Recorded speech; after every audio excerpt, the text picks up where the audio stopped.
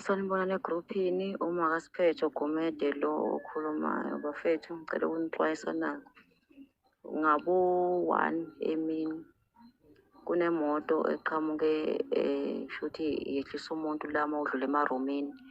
Canthi-ke abaningi bayakwazi emarumini emgwaqeni la ngasesizakele kulo mgwaqo we-gravel. Shuthi yehlise khona umuntu kanti lo muntu uyisigebengu. Lowo muntu lowo ufunwa kabi. Kade sekugcwele abasishiye kunomqasho ola okwashona khona lo thisha okuthiwa uthisha uDuma obefundisa ohoyi.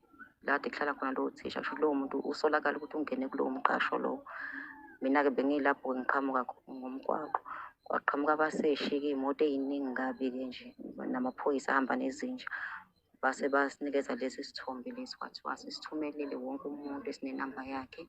Sixwayise ngalo muntu ukuthi isigebengu esibi uyafunwa kakhulu lo muntu. La maphoyisa bengabulawa la ngoba azaletha isikhalazo nje sokuthi amaphoyisa la awanaki, awalekeleli ngalutho. Yize bababona bagcwele umgwaqo kodwa nokuthi ababuze ukuthi kwenzakalani awayexanga lutho. Kanti lo muntu unobungozi kabi kabi. Bathi ubulala kwasani.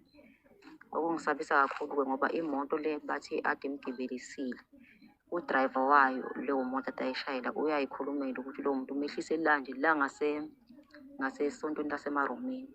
Naye uthi akazi ukuthi ube seyapha akanakanga kodwa nje umehlisile noqhubeka nokuhamba ngemoto.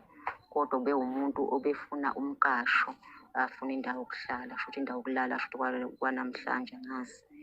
So nje ngiyacela ukuthi nani mhlambe makhona abanye bazweni badlulisele lo mlayezo. Wonke umuntu ambone lo muntu awunaki-ke impahla ngoba kuthiwa uphethe isikhwama. Namhlanje bathi begqoke ishethi eli-blue mabesho. Lesi sithombe esinye kusho ukuthi begqoke okunye la khathi bamshutha. Namhlanje bathi ufake ishethi eli-blue. Base bathi ungabheki ukuthi ubegqoke impahla enjani ngoba uphethe isikhwama. Isikhwama siney'mpahla nesibhamu phakathi.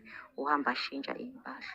So uqaphela umlomo wakhe nobuso bakhe umbone ngalokho. Bathi ingozi embi kakhulu kabi lowo muntu lowo.